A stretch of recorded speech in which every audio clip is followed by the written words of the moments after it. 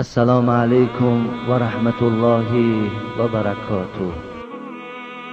شما با این نماز خود دروازه پروردگار را تق تق دارید.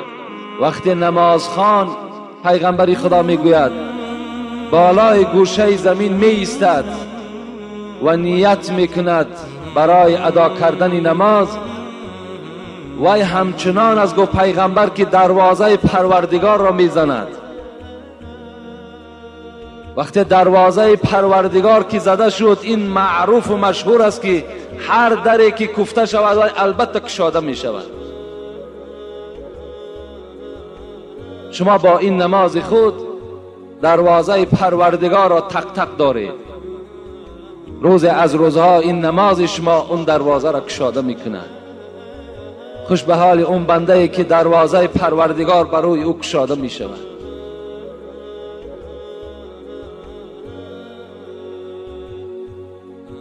قال رسول الله صلى الله عليه وسلم أول ما يحاسب به العبد يوم القيامة من عمله صلاته فإن صلحت فقد أفلح وأنجح وإن فسدت فقد خاب وخسر. پیغمبر خدا میگوید ای بندگان خدا، روز قیامت وقتی که شما زنده گردانیده می شوید، اول ما یحاسب به العبد، اولین محاسبه شما، اولین حسابات عمر شما از نماز سر می شود. از بنده پرسیده می شود آیا نماز در دنیا خواندی؟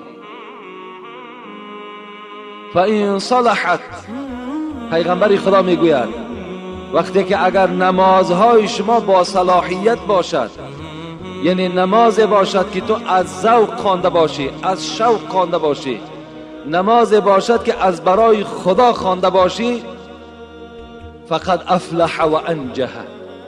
پیغمبر خدا گفت که این انسان وقتی که از حساب نماز که اگر نجات یافت، دیگر آینده حسابات این بنده نیک می شود، آسان می شود.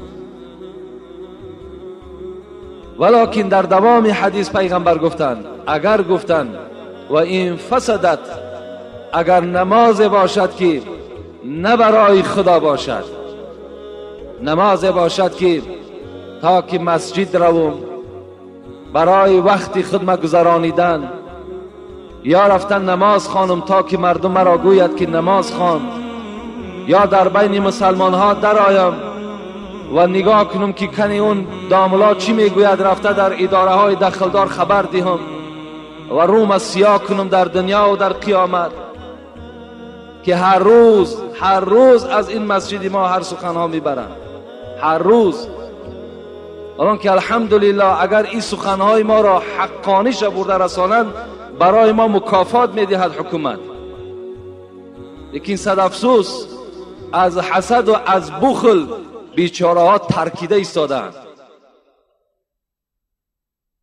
اگر با این نیت آمده باشد، پیغمبر گفتند خاب و خسر، ناامید شد و ذلیل شد و خار شد.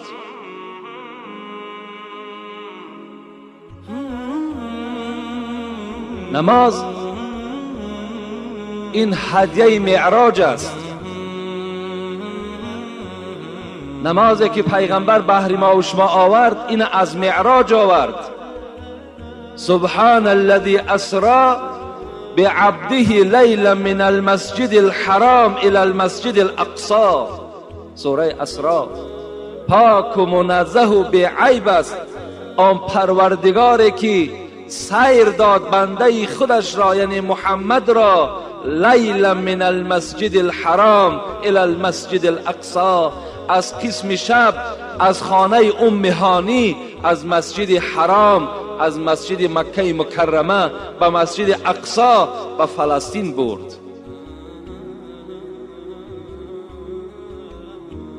چه مبارک پیغمبر نصیب ما و شماست که این گونه سیری که با این گونه بنده خود خداوند کرده است به هیچ پیغمبری نکرده است. شب برنشست از فلک درگذشت، شب برنشست از فلک درگذشت، به تمکین و جا از ملک درگذشت. در یک شب نشستگی پیغمبر تمام فلک های دنیا را گذشت. تمام این 7 طبقه آسمان و زمین پیغمبری خدا گذشت رفت، با تمکین و جا از ملک درگذشت. ملائکه مقرب ترین درگاه الهی حضرت جبرائیل، آن موضعی که محمد صلی الله علیه و سلم طی کردن، جبرائیل رفته نتوانست.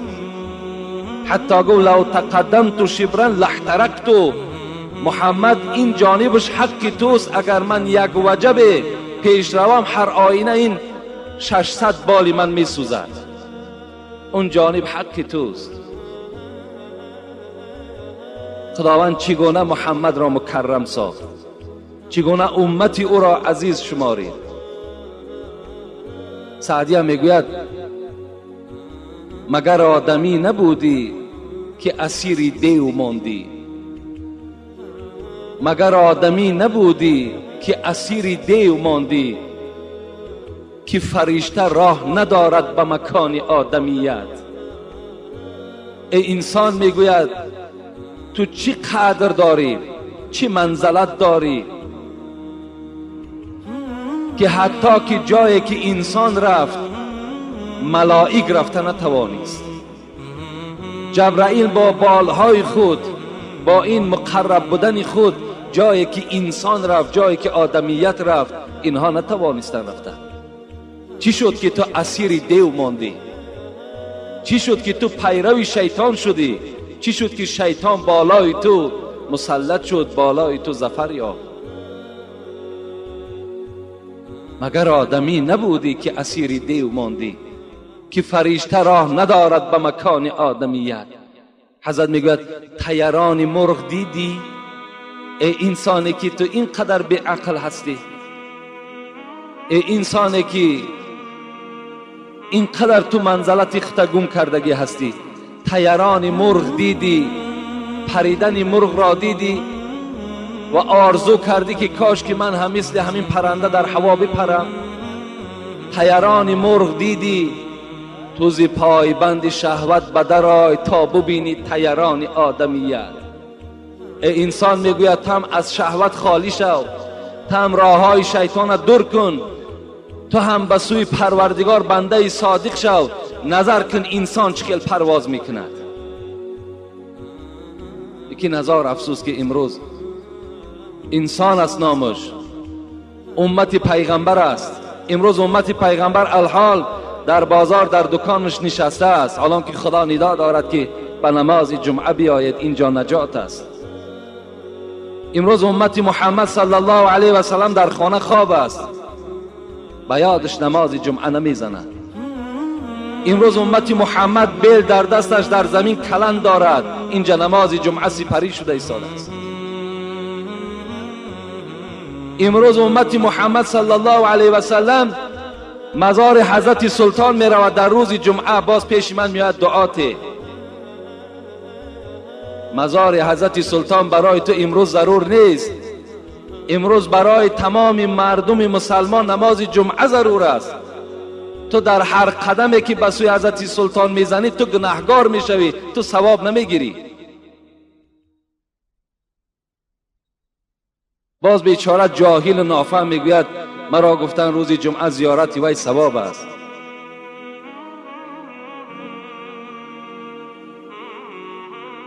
این نماز هدیه معراج است. انس ابن مالک میگوید از پیغمبر خدا که ففرض الله عز وجل على امتی 50 صلاة. پیغمبر خدا گفته بود است که در شب معراج وقتی که من نزد پروردگار خود رفتم و با پروردگار خود وقتی ملاقات کردم، خداوند بالای من 50 وقت نماز را فرض گردانید. 50 وقت نماز هدیه داد. خداوند این 50 وقت نماز در دست رسول اکرم داد که این برده بر امتانت میرسانی و 50 وقت نماز را در یک روز میخوانید. انس ابن مالک میگوید که پیغمبر دوام دادند این حدیث را گفتند فرجعت حتی مررت بموسی علیه السلام. وقتی این هدیه 50 وقت نماز را گرفتم از نزد خدا، پس از نزد پروردگار خود بیرون شدم، آمدم از نزد حضرت ابراهیم گذشتم، در طبق پایانگی که حضرت موسی بود به نزد حضرت موسی رسیدم. حضرت موسی کلیم پروردگار از محمد سوال کرد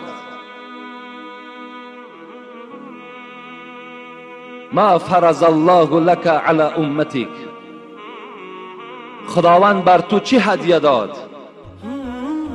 گفتم 50 وقت نماز. حضرت موسی که پیغمبر خدا گفته است ای امتی من دائم دعاگوی حضرت موسی باشید که یگانه پیغمبری که در شب معراج مرا یاردم کرد این موسی بود. حضرت موسی چی گفت؟ فرجع الی ربک یا محمد فإن امتك لا تطيق ذلك.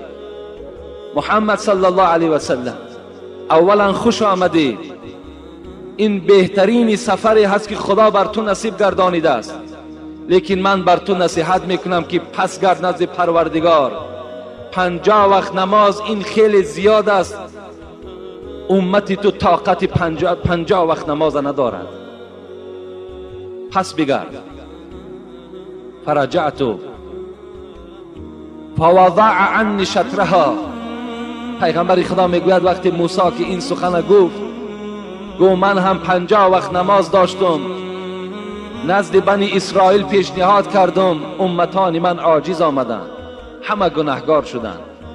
از این خاطر از تو برادر محمد طلب میکنم نزد خدای خود برو و این نماز را بگو که به کم عددش کم کند، زیرا امتی تو طاقت ادای این ندارد. رسول اکرم میگوید گشته آمدم نزد پروردگار، زاره و تولا کردم، خداوند از من 5 وقت نماز را بخشید، در بعض روایت 10 وقت نماز را بخشید. فرجعت بذلك قلت یا موسی وضع عنی شطرها. آمدم نزد حضرت موسی، گفتم موسی برادر، خداوند از من 5 وقت نماز را گذشت و 45 رسانید. حضرت موسی چی گفتند؟ ارجع الی ربی فاسأله التخفیف. محمد صلی الله علیه و سلم باز پس گرد، زیرا که 45 وقت نمازم این نمازی زائد است، از پروردگار تخفیف طلب کن، سبکی طلب کن، باز کم کنه. پیغمبر خدا میگوید بازگشتم نزد پروردگار خود، فلم ازل ارجع بین رب تبارک و تعالی و بین موسی علیه السلام. پیغمبر میگوید که من بین موسی و بین پروردگار خود 9 بار نزد خدا رفته آمدم، 9 بار برای همین امت، تا که امتی من گناهگار نشود، تا که امتی من شرمسار در روز قیامت نشود. نزد خدای خود میرم، زاره میکنم، تولا میکنم. آمدم گفتم موسی 5 وقت شد. حضرت موسی چی گفتند؟ محمد گفتند ارجع الی ربک فإن امتک لا تطیق. محمد گفت من باز از تو خواهش میکنم، پس گرد که امتی تو 5 وقت نمازم نمیخواند، پس بگرد. حضرت موسی با نور نبوت دانستند که امت پیغمبر، امت محمد 5 وقت نمازم طاقت ندارند. امروز برای ما و شما سخن حضرت موسی درسی تیار است. کنی خانه ای که خالی از بی نماز باشد، در هر خانه یک بی نماز یا 2 بی نماز یا زائد از این وجود دارد، کم از خانه ای که همه مکملا نمازخوان باشد کم از این خانه. پس کرد گفت 5 وقت نمازم زائد است. رسول اکرم چی گفتند؟ استحییت منه. موسی گفتند گپی شما قبول، لکن به عظمتی خدا قسم که دیگر شرم می‌دارم که از 5 وقتم این نماز کم کنم. خطاب آمد یا محمد انهن 5 صلوات لكل يوم وليلة لكل صلاة 10 فكذلك 50 صلاة. میگه صدای آمد که ای محمد حبیبی من، رو گفت پایان رو، دیگر پیش من نیا. این 5 وقت نمازی که بر ذمه تو ما فرض گردانیدیم در یک شبانه روز، تصور کن که در هر یک نمازش 10 نماز ثواب داده می شود و برابر می شود به همون 50 نمازی که من در اول در ذمه تو فرض گردانیدم. 5 وقت نماز کدام بنده ای که می خواند تصور کند که همون 50 وقت نمازی که هدیه‌ای که خداوند به پیغمبر داد، ثواب همون ما و شما نائل می شویم.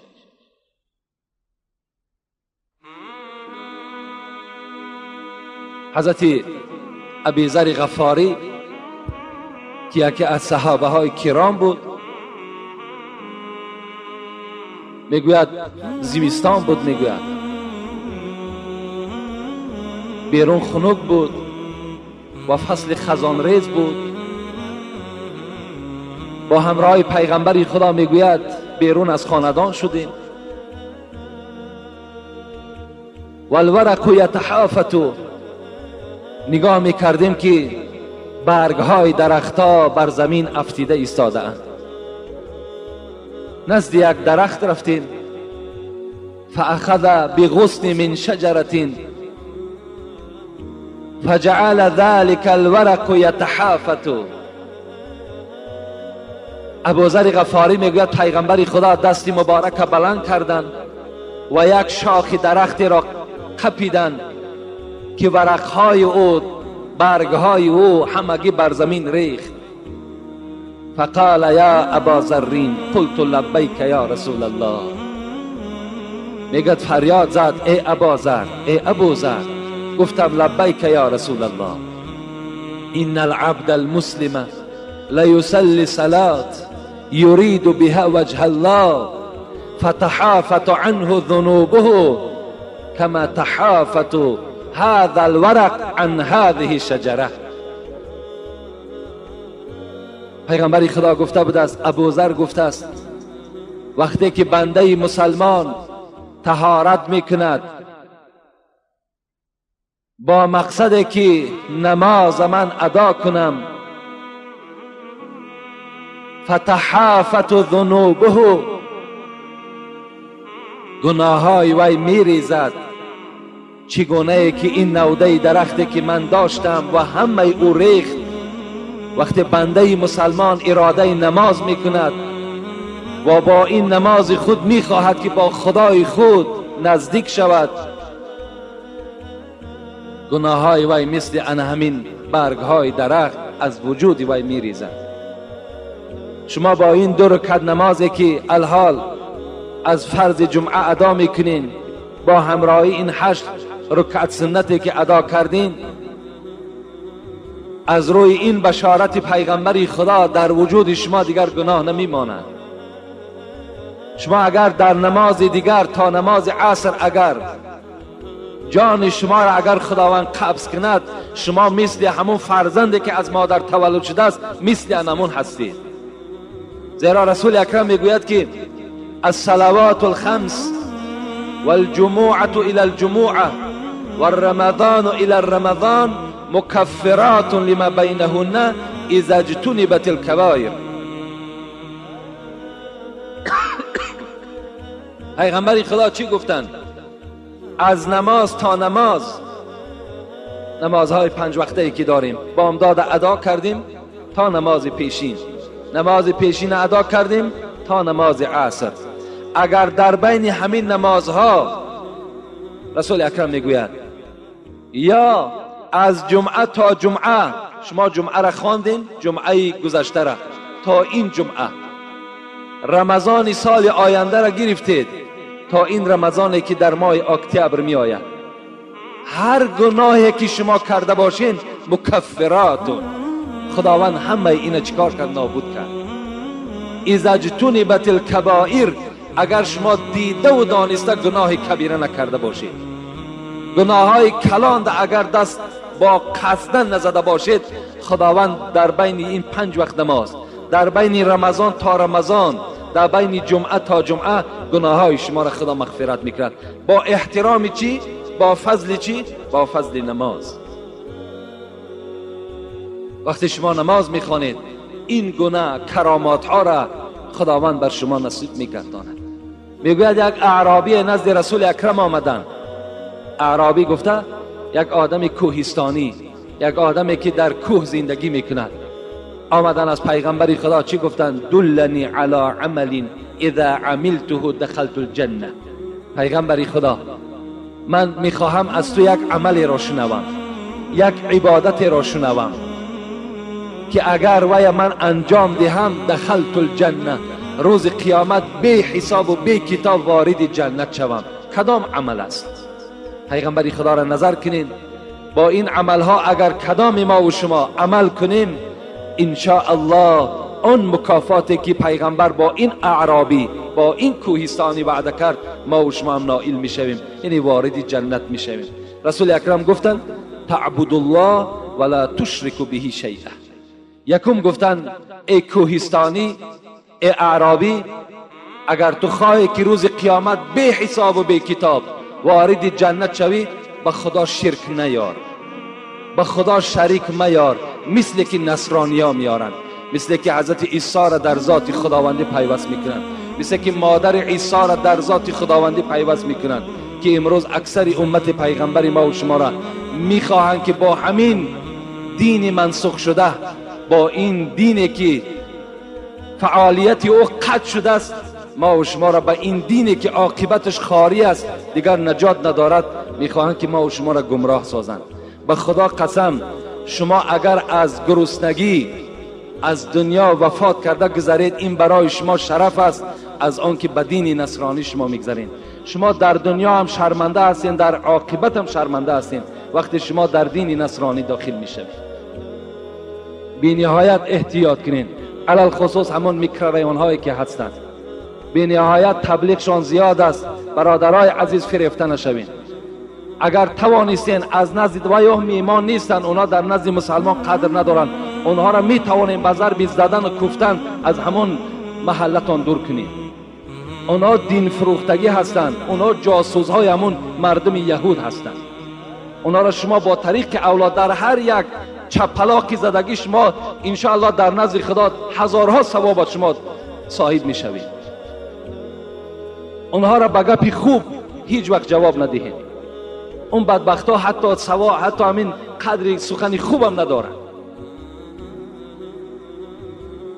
رسول اکرم میگوید یکم چیزی که شما را فردای قیامت وارد جنت میکند، این شریک آوردن در ذات خداوندی است.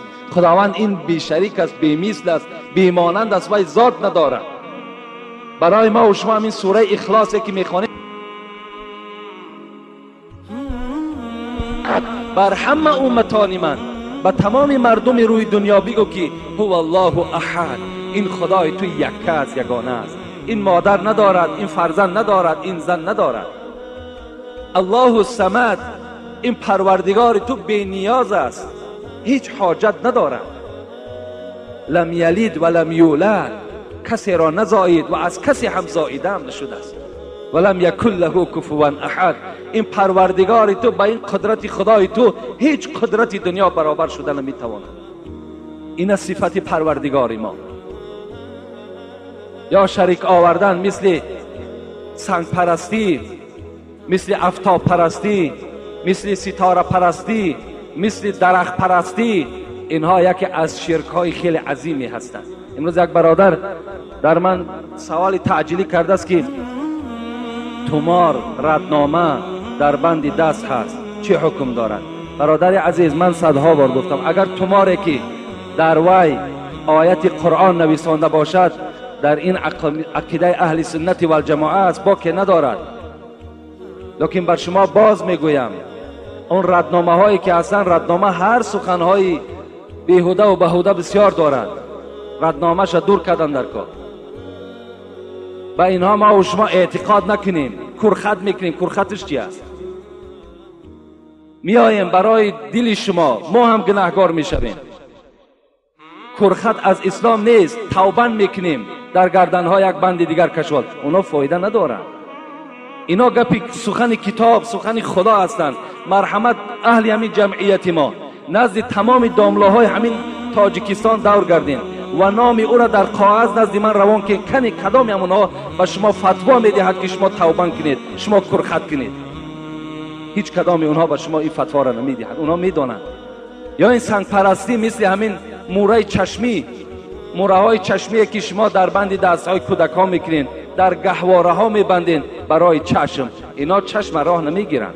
العین حق، چشم تاثیر دارد لیکن موره چشمی وای نمیگرداند.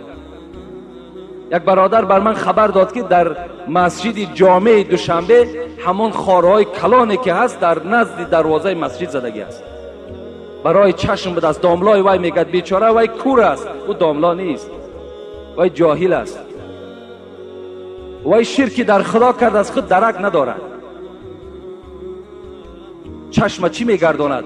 شما سوره های قل اعوذ برب الفلق، قل اعوذ برب الناس و خوانید، در دست ها دم کنید، در تمام بدن شکید، انشاءالله شما را هیچ چشم دیگر دایره نمیکنه. این خرافات ها را ترک کنین. بیزار شدیم باور کنین، مانده شدیم. بی نهایت خرافات های کلان است. یک برادر یک شب در اینجا در حضور همین ها ساعت 10 شب است، در یک مشروطه پر از آدم بیچاره خواب دارن، مانده شدن. کجا می روین؟ حضرت سلطان می روین. این جان هم به شما حق دارد، این اعضاها هم به شما حق دارد. اون گوسفندی که در اون نزد اون بزرگوار کسی میکشد به نام بزرگوار، وای حرام است، وای حلال نیست. اون گوسفندی که شما اونجا میبرین، اون قدر بنزینی که در اونجا صرف میکنین، اگر مقصدتان ثواب باشد در مسجدها و در طالب علمها و در همسایه ها صرف کنین، اونجا ثواب میگیرین.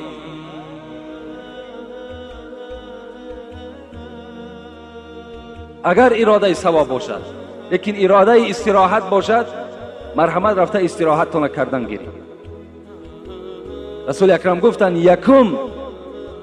یکم چیزی که روز قیامت شما را نجات میدهد این چی است؟ این به خدا شریک نیارین، شرک در خدا نکنین. دوم چی گفتن؟ و تقیم الصلات. ای اعرابی، ای کوهستانی، دوم وظیفه تو این است که 5 وقت نماز ادا کن.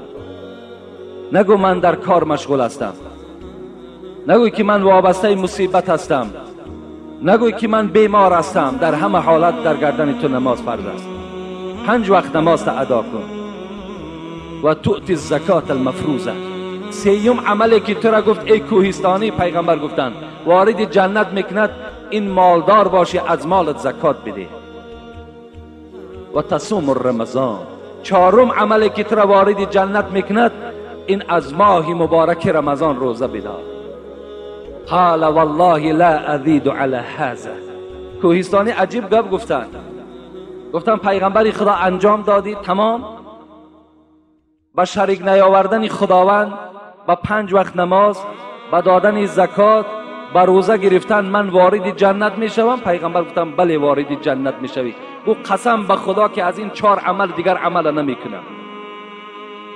فلما ولا، راوی حدیث میگوید وقتی این کوهستانی پشت گردانید و از مسجد بیرون شد، پیغمبر چی گفت؟ من سره ان ینظر الی رجل من اهل الجنه فلینظر الی هذا. ای صحابه های من گفتن کدام شما اگر بخواهید که مردک جنتی را ببینید، رفته انهمی را زیارت کرد که این جنتی است. این مرد که الحال از مسجد ما بیرون شد و این وظیفه ها را برای خود ابدی گردانید، رفته زیارت کنید که این مرد جنتی هست.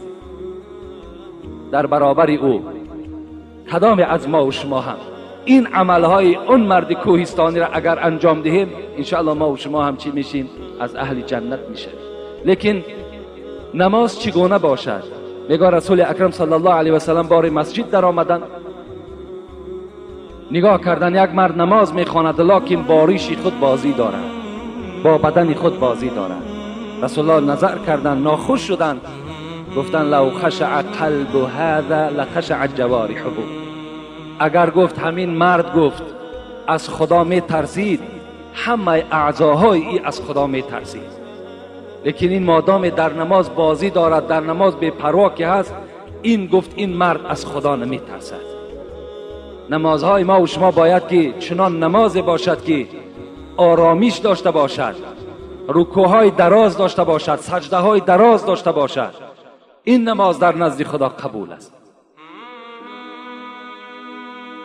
بخاری روایت میکند در صحیح بخاری از حذیفه ابن یمان، میگوید که همین حضرت حذیفه ابن یمان رأى رجلا یصلی ولا یتم رکوع الصلاة ولا سجودها. میگوید همین حذیفه باره میگه نگاه کرد که یک مرد نماز میخواند مثل نمازخوانی های ما و شما واری، رکوع تیز دارد، سجده تیز دارد، بی نهایت تیز نماز میخواند. حضرت حذیفه که صحابه پیغمبر بود گفتند، این مرد گفتن نزد من بیا.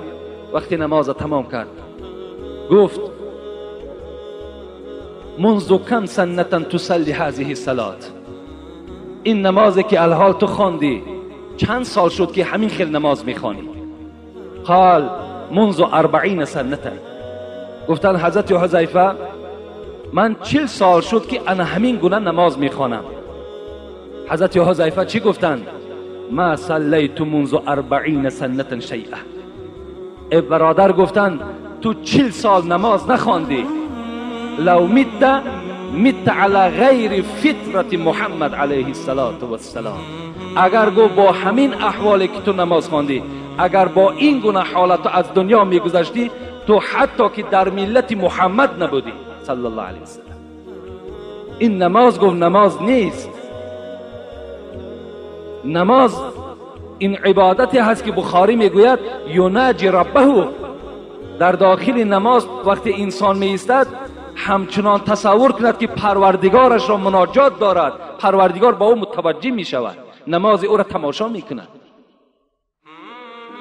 یکی از اصحاب پیغمبر خدا چی میگوید؟ میگوید یک شب میگد مسجد در آمدم، نگاه کردم پیغمبر خدا نماز میخوان، شوقم آمد، ذوقم آمد، هوس کردم از پس نماز، از پس رسول اکرم نماز خوانم. آمدم نیت کردم، نگاه کردم که رسول اکرم سوره بقره را آغاز کرد. میدانیم بقره 286 آیت است و رسول اکرم قرآن را با ترتیل و با تجوید میخواندند و بسیار شیرین میخواندند و ملایم میخواندند، آهسته میخواندند. میگوید این صحابه میگوید وقتی که خواند 100 آیت بقره را خواند، فکر کردم که الحال پیغمبر رکوع میکنه، نگاه کردم که دوام داد، 200 آیت خواند از بقره. خواستم الحال رکوع میکند، باز پیغمبر خدا دوام داد، بقره را انجام داد، 3 بار گفت اللهم لك الحمد، اللهم لك الحمد، اللهم لك الحمد. پیغمبر گفتن و باز فکر کردم صحابه میگوید که الحال رکوع میکند، رسول اکرم میگه در آل عمران در آمدند، سوره آل عمران در آمدند. آل عمران 200 آیت است. رسول اکرم میگوید وقتی این 100 آیت خواند، صحابه میگوید که من مانده شدم، نماز سلام دادم، از نماز بیرون شدم. لیکن رسول اکرم نظر کردم آل عمران خواند 200 آیت، بعد آل عمران باز گفت اللهم لك الحمد، اللهم لك الحمد، اللهم لك الحمد. در سوره مائده در آمد. سوره مائده 120 آیت است. حضرت 120 آیت میگه خواندن، بعد در رکوع رفتن. سبحان ربی العظیم، سبحان ربی العظیم، سبحان ربی العظیم و بحمدی و هر گونه تسبیحات. میگوید پیغمبر خدا دراز رکوع کردند، باز راست شدند، باز در سجده رفتند، چه تسبیحات زیادی گفتند، از جای خود خیستند، میگوید باز دوام دادند، از دوام قرآن باز گرفتند، سوره انعام سر کردند. رسول اکرم میگوید این سوره انعام هم خواندند. در 2 رکعت نماز این صحابه میگوید پیغمبر 5 پاره قرآن خواندند، 5 پاره قرآن. وقتی میگن نگاه میکردم پایهای پیغمبر ورم کرده بود، زانوها مثل زانوهای شتر ورم کردگی بود. وقتی میگه از رسول اکرم پرسان کردیم پیغمبر اینقدر مشقت تو حس نمیکنی؟ رسول اکرم میگو وقتی که در دل انسان نماز لذت میبخشد دیگر مشقت به یاد او نمیزنه.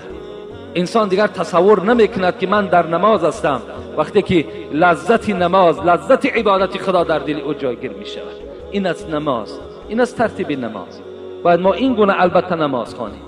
حضرت عروه رضی الله عنه را حکایه میکنند، خدا رحمت و مغفرتشان کند. حضرت عروه فرزند زبیر بودند. زبیر این داماد ابوبکر صدیق بود، شوهر اسماء بودند. اسماء این دختر ابوبکر صدیق بود. عروه که فرزند اینها بود، راوی میگوید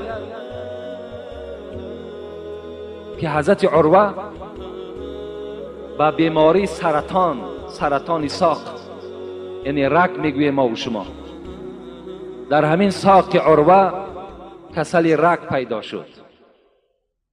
تمام طبیب ها را فریاد زدند،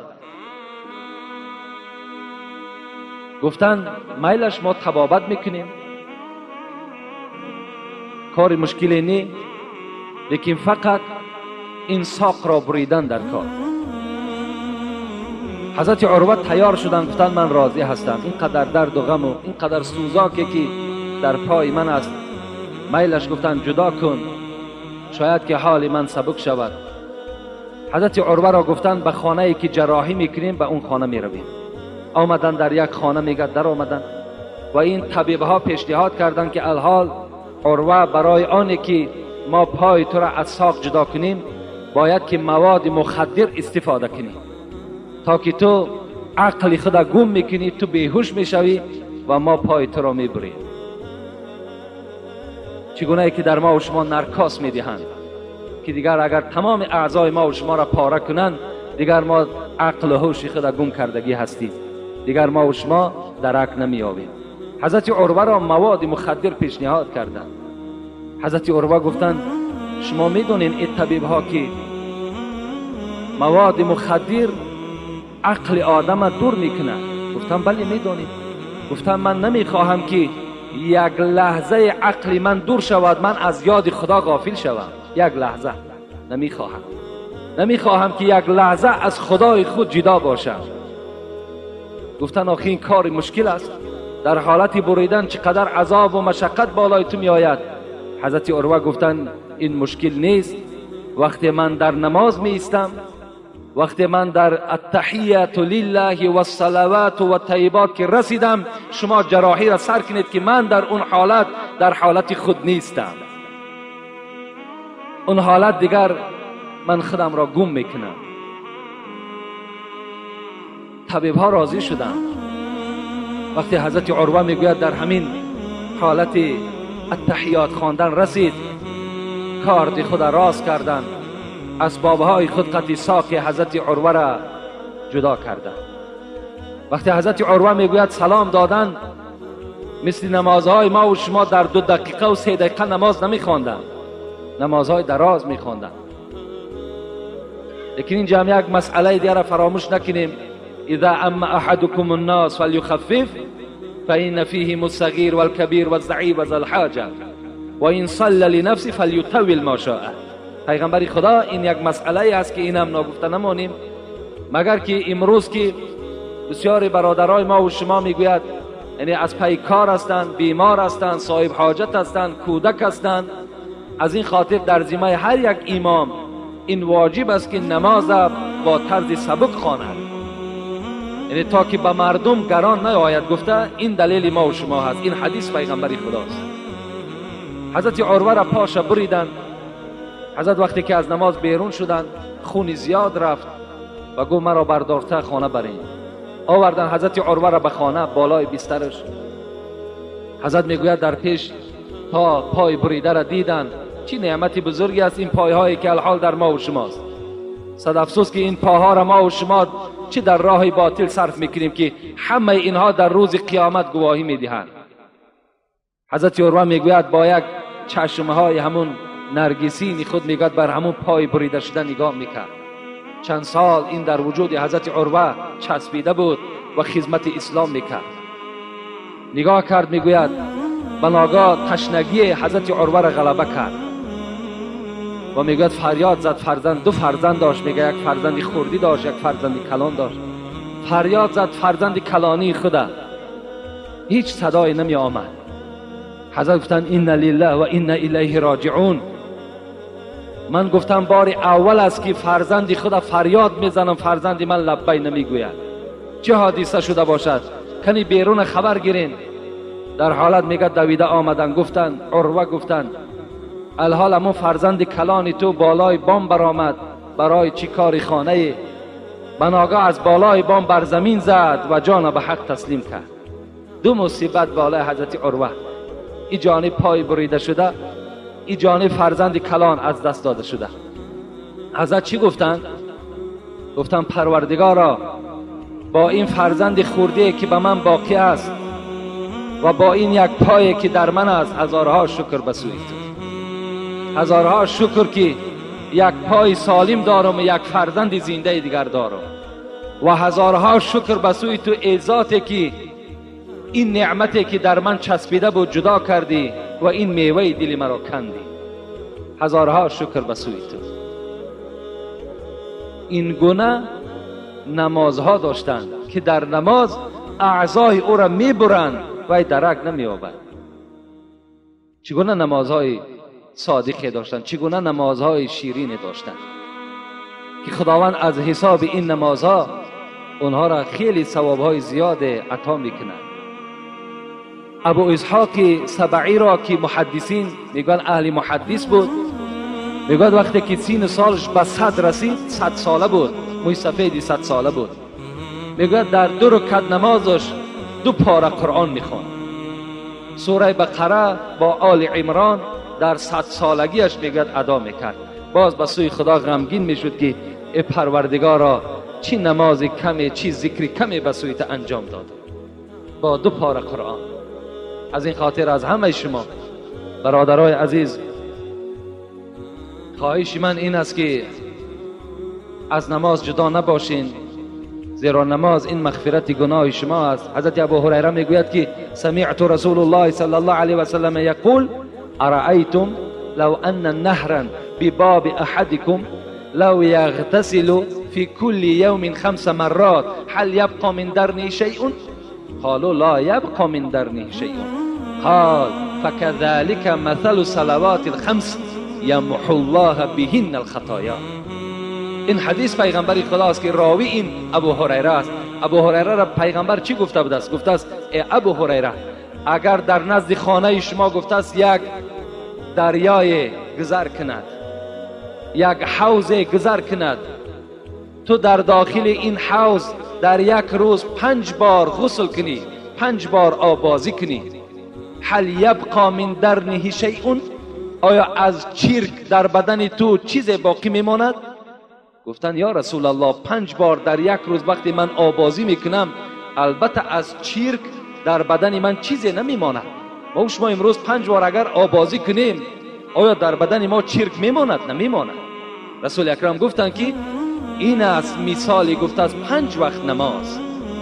اگر کدام شما گفته از 5 وقت نماز خوانیم، همچنان است که شما در دریای مغفرت آبازی کردید، در دریای مغفرت گناه شما غسل کردید و خداوند گناه های شما را چکار میکند؟ تازه میکند و پاکیزه میکند. انشاءالله من در باب بینماز چیزی به شما نگفتم و میخواهم که جمعه آینده کسانی که بینماز هستند اینها را چی وعید هست، چی وعیدهای سختی هست، بی نهایت وعید سخت است که ما در اولی صحبت گفتیم که نماز این فرق کننده بین مسلمان و کافر است، نشانه اسلام است. انشاءالله ما و شما آگاه میشیم که بی نماز در اسلام چی حکم دارد. خدا خواسته باشد جمعه آینده من به شما جواب میگویم. الحال اینجا یک سوال تعجیلی دادن، میخواهم جواب اینه به شما گویم. در جایی که وفات میشود شمع میگذارند یا دلیل میگذارند، این چی معنی دارد؟ البته امروز در جای وفات در جایی که پدر ما میمیرد، مادر ما و شما از دنیا میگذرد، برادر ما و شما میگذرد، در همونجا شمع میگذارند، دلیل میگذارند. شما تصور کنین، من برای یک جواب به همه شما خبر میدهم که اولا این عملی نصرانی ها هست، عملی نصرانی هاست، عملی اسلام نیست. دوم این که به مجرد که شما همون شمع در همون خانه یا دلیل وقتی که همین آتش زدین گریان کردین، همان زمان در قبر پدر تو هم آتش دوزخ علنگه میزنه. زمان درگیراندن او زمان همون علنگه آتش سوزاندن پدر و مادر تو میشود. اینو نکنید. این عمل اسلام نیست. حتی با پای هاتون به شته زنین او را نابود کنید. این از همون بدبخت ها هست.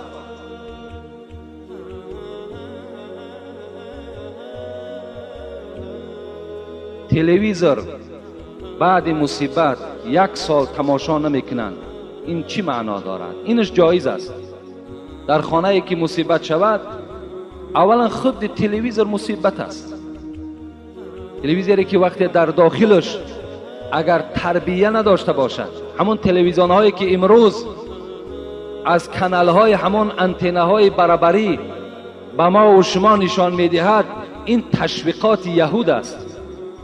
چگونه ای که مسلمان ها امروز شما را تشویقات میکند به نماز، به زکات، به روزه، با برادری، به دیگر عمل های خیر، امروز یهود هم مسلمان ها را میخواهند که با راه های همین تلویزیونی از همین دایره اسلام دور سازند.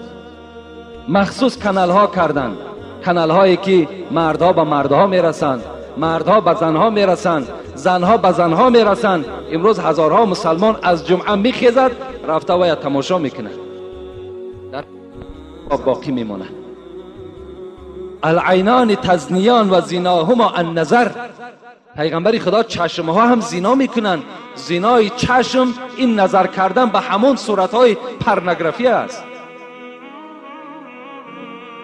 اگر شما همون کیناهایی که امروز یگان کینایی نیست که در داخل او به فحش و به فاحشگی باشد، اگر همون برنامه هایی که در تلویزیون ها می شود بیرون از مصیبت هم نگاه کردن اونها مصیبت است، شما گناهگار می شوید. لیکن در خانه ای که مصیبت می شود خوب می شود که 1 سال نه بلکه 2 سال تلویزیون تماشا نکنند، به نهایت ثواب کلان می شود. 1 سال نه بلکه 2 سال آموخت می شوند، ان شاء الله از همون تلویزیون دور می شوند. اینجا هم برادر در باب همون تومار و دیگر به ما سوال کردند که جواب شه. در دوام همون صحبت به همه شما خبر دادم. من بسیاری بار در باب همین مسئله زیارت های مزار گپ میزنم و بعضی برادرها از من دیگر زل میفهمند. من شما را به پررگی از زیارت من نکردم. من نمیگم که شما زیارت نکنید، لیکن زیارت کنید با طریق اسلامی. اونا هم احتیاج به دعای شما دارند. آیا همین در کجای اسلام است که شما در درخت هایی که علل خصوص در قشلاق ها همون شهید ها و همون مثال گورستان هایی که هست، در همون درخت های لطبن میگویند، شما در اون لطن نبندین که شما نام خودتان در دفتر دوزخی ها داخل میکنید. انسان باید از اون درخت چی طمع دارین شما؟ از اون مزار چی طمع دارین شما؟ چی فایده است از اونها به شما؟ شما فقط دعا کنید که خدا رحمت و مغفرت چون کند. این است مقصد همون بیچاره هایی که در نزد ما و شما خوابیده هستند. و من میخواهم که به اون جاهایی که شما زیارت میروین، چی شاه یکاشه میگیم و چی شاه خاموش میگویم و چی حضرت برق میگیم که وای امت عادی ترین پیغمبر از حضرت برق بالا است، امت عادی ترین محمد. یک نمازخوان امتی که در مسجد ما هست از حضرت برق بالا است. خدا در قرآن میگه کنتم خیر امت اخرجت للناس. ای امت محمد فخر کنین که شما از همه امت دنیا بهتر و افضل هستید، از همه امت پیغمبرهای پیشین، چه از برق باشد چه از دیگرش باشد، شما بهتر هستید. عادی ترین نماز، عادی ترین امت محمد از حضرت برق بالا هستند. این خدا در قرآن میگوید. شما برای اونی که اونها را زیارت میکنید یک عالم زنده را زیارت کنید، ان شاء الله ثواب میگیرید. ثواب زیاد. اگر در هر قدم او یک ثواب باشد، در عالم زنده 100 ثواب است. از عالم زنده شما یک بهره میگیرین، اون قدر مسافه هایی که طی میکنین، عذاب میکشین. اگر شما اراده باشین که این راه در شما باز درجات میبرین، انسان درجات نمیبره. این سخن خداوند است، سخن کتاب است. اگر کدام شما قانع نباشین، میتونین با طریق خطی از سندها و کتابهایی که دارین به من خبر دهید. السلام علیکم داملای عزیز. ما دو برادر اسلامی میخواهیم که نام خود را عوض کنیم. یکی اشان کامل به نام ابوبکر شدند، دیگرشان خورشید بودند به نام عبدالملک شدند. خوش به حال این برادرها که رسول اکرم میگوید احب الاسماء الی الله تعالی ما تعبد له. بهترین نامی هست که در اولی نام عبد داشته باشد. عبدالرشید، عبدالملک، عبدالکریم، عبدالوهاب، اینها بهترین نام ها هستند. باید هر یک نام مسلمان باید که در اولش عبد داشته باشه تا که بشناسیم که همین مسلمان است. امروز مسلمان های ما نام های نصرانی ها را ماندستند. بیچاره یگان مسلمان از دست نصرانی روز ندارد، امروز نام اونها را ما گرفته در نام های فرزندامون میگذارید. کنی یگان نصرانی، یگان یهودی نام شما را میگذارد؟ نمیگذارد. برای اونها این یک بگیم کاری پسترین است که نام مسلمان در نام بچه خودش بگذاره. شما هم البته عکس همونها رفتار کنید. خوش به حال اینها. خدا هر این برادرها را عمر دراز و تن صحت و سزاوار این نام هایی که خودشان گذاشتن خداوند سزاوار به این نام ها بگردانشان. آمین یا رب العالمین. برادرمان فردوسی 10 سامانی در حق پدر و مادرم دعا کنید تا از خدای مهربان پدر و مادر این فردوسی را رحمت و مغفرت بگردانی، روحشان شاد و قبرهاشون خدای مهربان پرنور بگردانی و اگر زنده هم باشند خدای مهربان عمر دراز و تن صحت نصیبشان بگردانی. و برادرمانم عالم جانم 10 پلس برای همین نمازخانه ما و شما آوردن. این برادر عالم جان چند بار شد در این مسجد ما و شما خدمت میکند. خداوند این خیر احسانش به درگاهش قبول بگرداند و هر یک نمازخانه که در بالای نماز در بالای این پلس ها نماز میخواند، خدا ثواب اون نمازها را در نامه اعمال این عالم جای بنده خودت خداوندا کتابت کنی. آمین یا رب العالمین. السلام علیکم داملای حاجی میرزای محترم. فرزند من همینی بیمار بستری هست، در حق وی در نماز جمعه دعا کنید. پدر همینی خوجه، یعنی اینجا یک برادرمان همسایه هست، بچه جوان هستن، بیچاره زبانشان گل شدگی هست، دیگر زبان نمیگردد، چند روز است که بیمار هست. البته این تن صحت بسیار یک نعمتی کلان است.